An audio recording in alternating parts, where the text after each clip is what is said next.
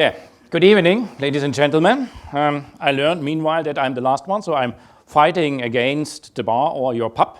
I would like to take you on a tour into the mining industry, into the real base metals industry. And I would like to explain you a little bit about the very, very interesting metal tin. What is tin? Tin is the metal that joins together all electronic and all electrical devices. Means turn around this, without tin there is no electronic connection, and there is as well no energy revolution. So there is no green energy without tin, without joining together all the connections and the microelectronics. What do we see in tin actually? If you see that black curve, that's not my fiber curve from the last few weeks. That's simply the price development of the tin price. Tin is a commodity for the last 5 years. And what you see that the price increased substantially during the course of the last 18 months. Why did it happen? That's very simple. We went into a huge wall of demand that hasn't been supported by supply. So we are running out of supply for tin, while we need by far more during the course of the next years, be it due to the energy revolution, so the way towards renewable energy, or be it due to the way towards microelectronics, where as well during the course of the last 2-3 years, during Corona, there was a by far higher demand, and we all learned that it is actually quite difficult to buy a simple car. Why? Because they are running out of chips. And we have seen as well announcement that there will be spending about $600 billion into the development of new microelectronic capacity. I haven't heard any sentence about investing into tin. You will hear that. Meanwhile, maybe a few sentences about me. Thomas Buenger, my name. I'm a German. I worked the last 16 years for a large German enterprise called Arubis. This is the largest non-ferrous metal producer in Europe and the largest copper producer. The last few years I worked there as a member of the executive board as CEO and COO and CTO. I was responsible for the integration of the largest European tin producer into that group, and while I did that, I learned about the opportunity that are there in primary tin. So I invested into first tin before I joined as COO, and I joined last year. Maybe a few steps further, what is the value proposition that we are talking about? We have put together a portfolio of 2 very advanced tin mining projects. One is situated in Germany, in a little village called Tellerhäuser, in a region that is called in German Erzgebirge, which literally translates into English as ore mountains. I believe that says all and everything. It's situated about 200 kilometers south of Berlin, in a region with a very, very long mining history. Why is that so important? There is about 850 years mining history, and the people that live there are very proud of that. Means nothing else that people are supportive for that, which is very beneficial if we talk later on about the permitting procedures, where support of the communities is very important. And we have another one, very advanced one, in Australia, so on the other side of the world, in Taronga. Taronga is situated in New South Wales, about 4 hours drive far of Brisbane.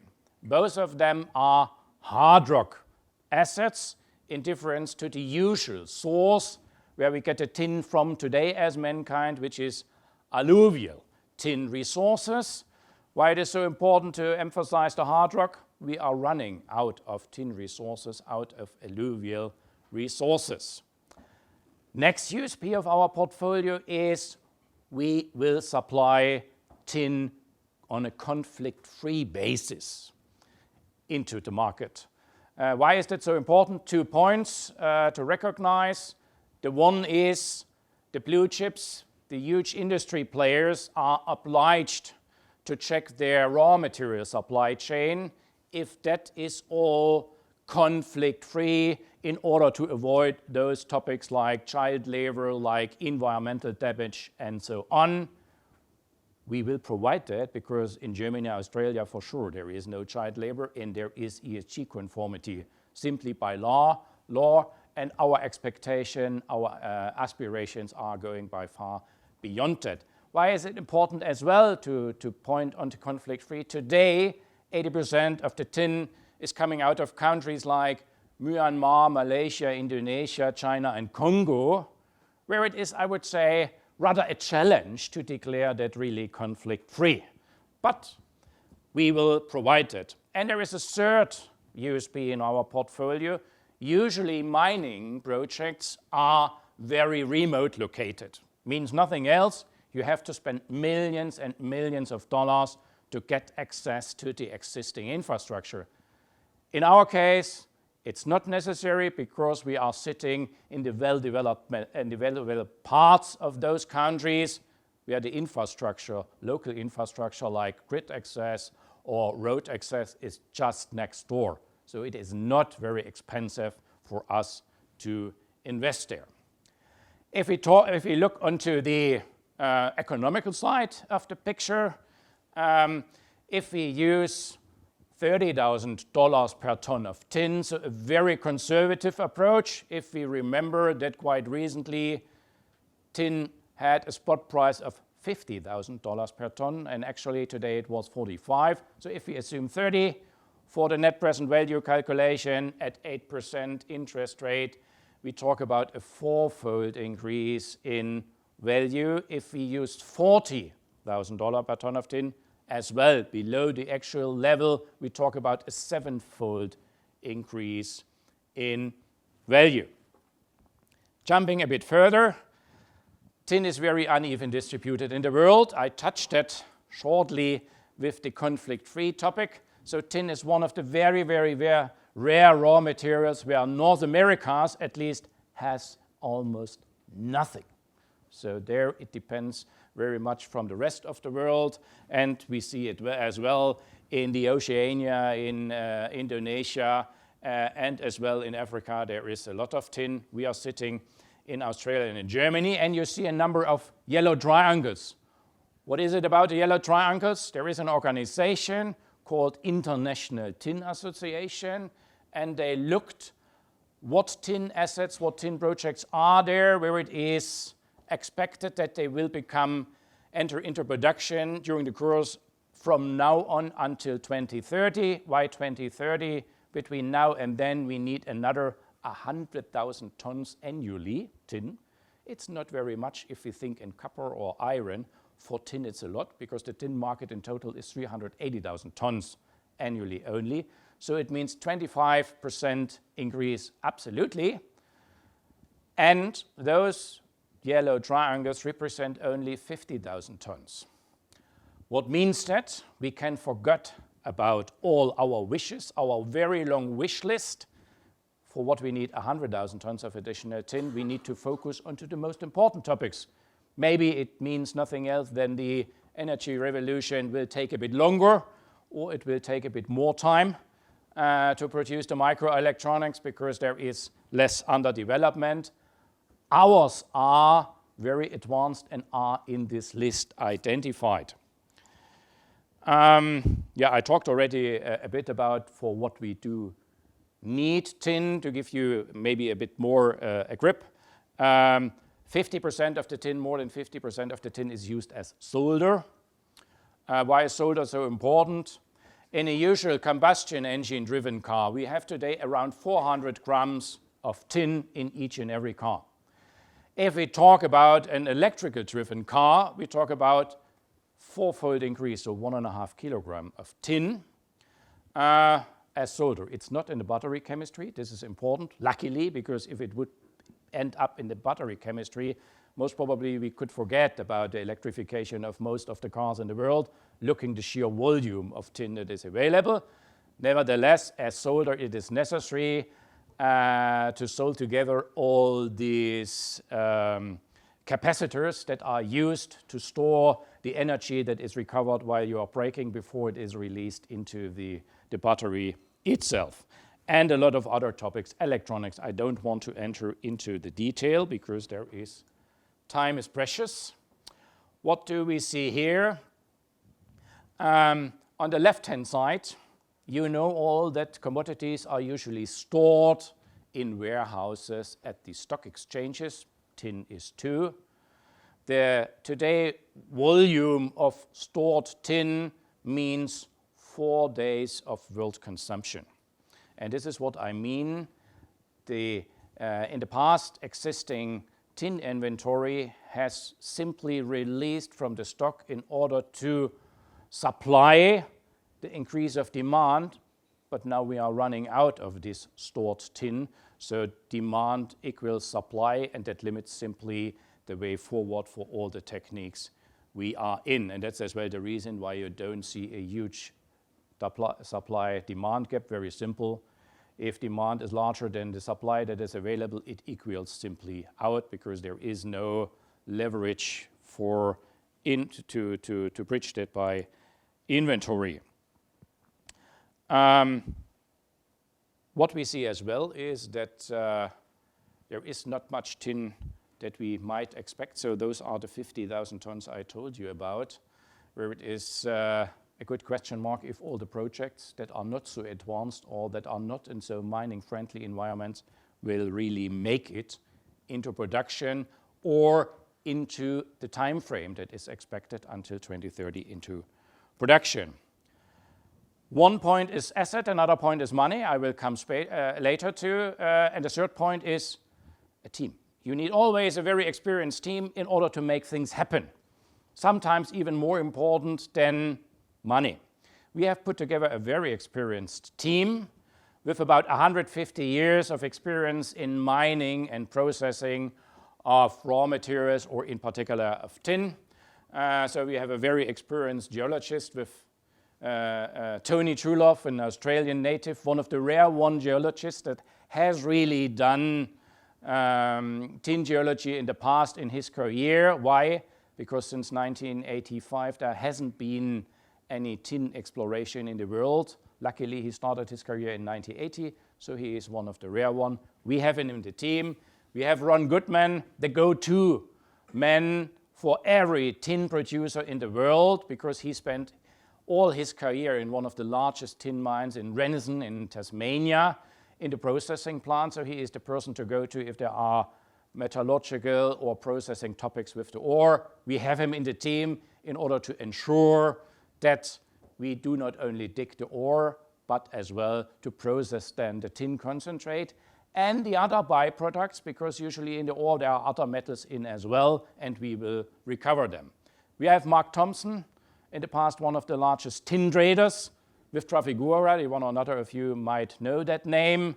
He left Trafigura as well, and he joined our team as commercial development director, so we are sure that we can cover as well the market knowledge. And then the youngster in the team at the lower bottom, Marco Rocha, earned a PhD in big data mining. So he is a geologist and he is able to run all the mining models and all the resource models which is necessary as well in order to ensure that you dig at the right point, at the right time, at the right mix. And his second job is to run the team in Germany. And we have another independent team in Australia, because the distance is so huge. If one, like we, is willing to develop both assets, both projects at the same time, you need two independent teams. We have those installed in order to ensure that we will become successful. Okay, we have as well a board. Most of the directors are independent. I'm the only one executive. What are we talking about? In mining, it's always important that you use either chalk or national instruments. The one is the Australian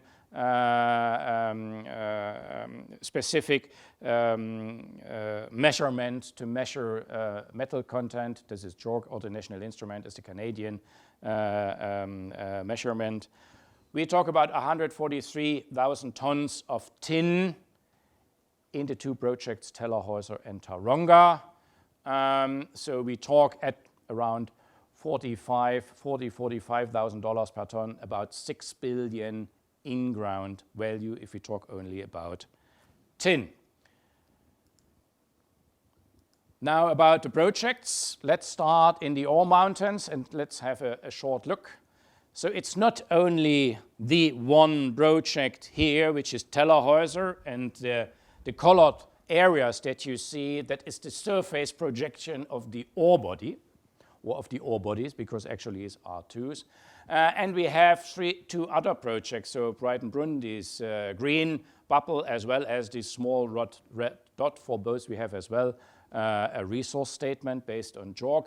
And the green surrounded area, this is the area where we own exploration rights.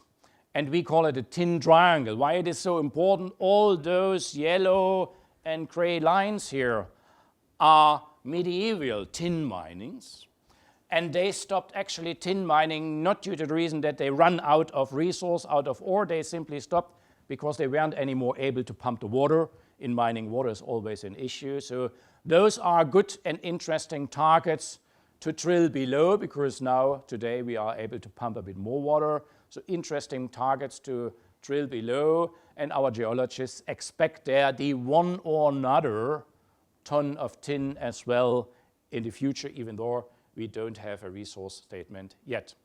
It's a quite cheap investment case because we talk about $49 million US pre-production investment only,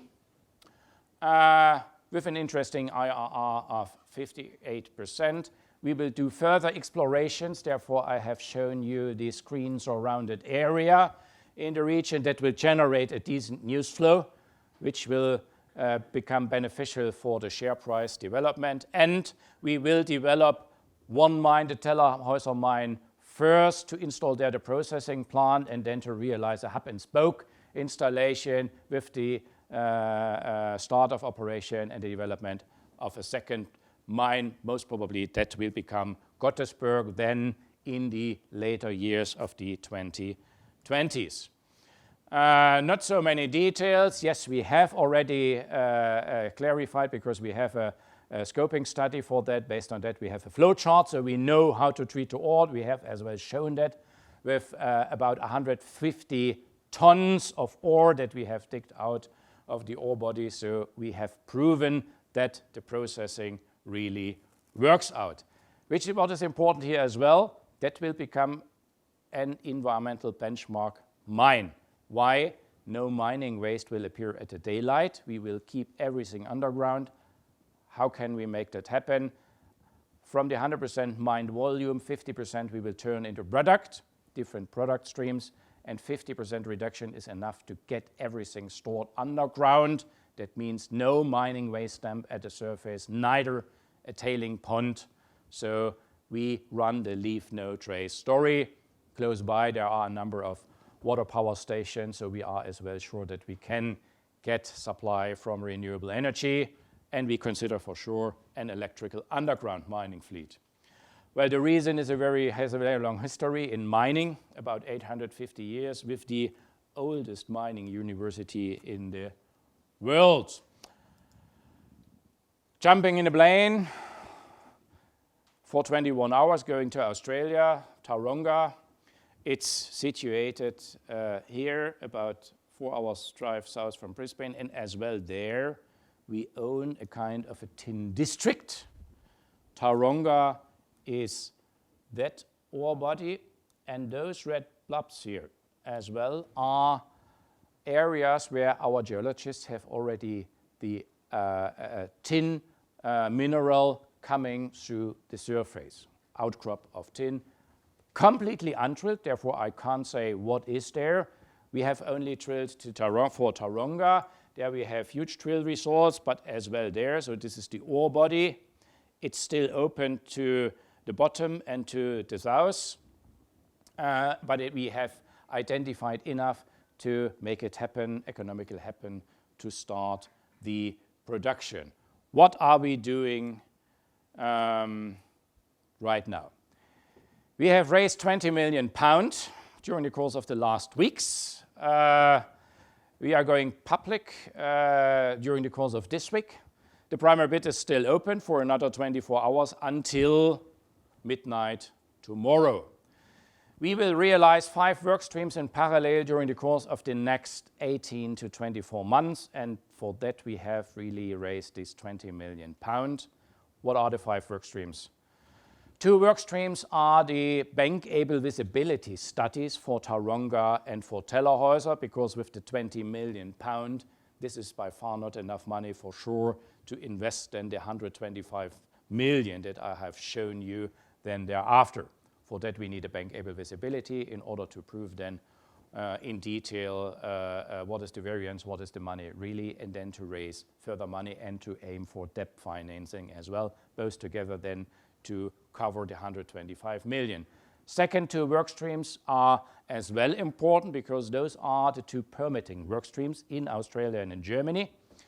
In Australia, we quite recently started the 4 seasons monitoring for the environmental impact assessment, and it will take us roughly 2.5 years to run through the whole permitting procedure. In Germany, we are a bit more advanced if we look onto the process itself, because the 4 seasons monitoring has been already finalized. Maybe here and there the permitting procedure is a bit, I would say, takes a bit longer in Germany. Therefore, we expect that we can do it as well in 2.5 years, even though the first step is already done. Means nothing else that in 2.5 years we will start raising money for then the investment and to put both mines into production, and we expect in 2025 to produce the first tin in concentrates. 1 work stream left. We have a 5th work stream, drilling, further exploration into the existing ore bodies. This is necessary for the DFS, and we will drill for sure as well the other interesting areas in order to generate a decent news flow, which is very interesting to publish that, and hopefully as well to identify the one or another further ore body in the exploration licensed area that we own. For sure, ESG is important, but not only in order to explain it to you, it comes as well out of my heart, because in the past I was responsible as well for ESG within Arubis, and I as well. I'm a dad of 4 kids. I want to have a world that it is worthwhile to live in as well later on. We have a lot of work done, and actually we are putting together the facts and figures to get it independently measured by a company called Digby, which is a well-introduced company for ESG monitoring in the mining industry. How are we situated in comparison to our dear competition? This is enterprise value in relation to ton of tin in ground. Yeah? And there we see we have assumed for the IPO a very, very low, a very, very conservative level, or to turn it positively, there is enough room for improvement if I look onto my competition. The one competition is Afritin, is listed here in London. It's an open pit mine in Namibia, in Africa, which is comparable from the concentration and the size to our Tauranga project. And we have Cornish Metals that quite recently as well has made a fundraising a mine here in the UK, which is comparable to our underground project in Tellerhäuser as well. If you look there, there is enough room for improvement, and those two are a bit different. Why they are different? Because they are operating, so producing companies. So this is where we intend to go to in the coming years once we enter into production. Yeah, we have raised 20 million at 30 pence per share, market cap around 80 million. We have no debt. What is interesting, this part is locked in for the first year because those are the old shareholders as well as the management. in order to ensure that there is not a huge run out of shares to the market. And as I said as well, the primary bid is still open for the next bit more than 24 hours until midnight tomorrow. Now running out of time. Thank you very much. And I hope I got your awareness. Thomas, thank you very much. Thank you. Thank you very much for joining us this evening. This is on the primary bid offer. I think it's £500 minimum investment. And if you have the app, as Thomas said, it's open for another just over a day if you want to take part in the IPO. Do you have any questions for Thomas, please? What are the challenges? Here we are. Yeah, you've told us it's easy. What are the challenges? Yeah. One of the challenges is for sure the is the timeline that we put us in to get the assets into production in 2025. And the mining industry is always a challenge to solve as well all the questions now that are pending during the DFS, where to put the processing plant, how to schedule in particular the mining, because the ore body is one thing, the summary of the metal content I have shown you, but to plan to take always the same concentration, because the output, the concentrate, needs to be stable. Those are the challenges that are ahead of us. I had a question on the map. It looked like there was production from Russia, or at least mines in Russia. If they're out of the global picture, how does that affect supply? Well, moving parts of the production out of supply is always a challenge for the general market, even though they don't contribute that much. They produce about 6 to 8% of the overall tin volume in the market only. So if I look onto that as an engineer, I would say there is enough room to balance that out. Nevertheless, it makes the market participants nervous. Very simple. Any other questions for Thomas? Jennifer at the back here again. Where's the demand? You've told us where the supply is. I can look it up on Wikipedia where the supply is, but where's the demand? China, I guess. China is a huge consumer, but what are the applications? So 50% is solder.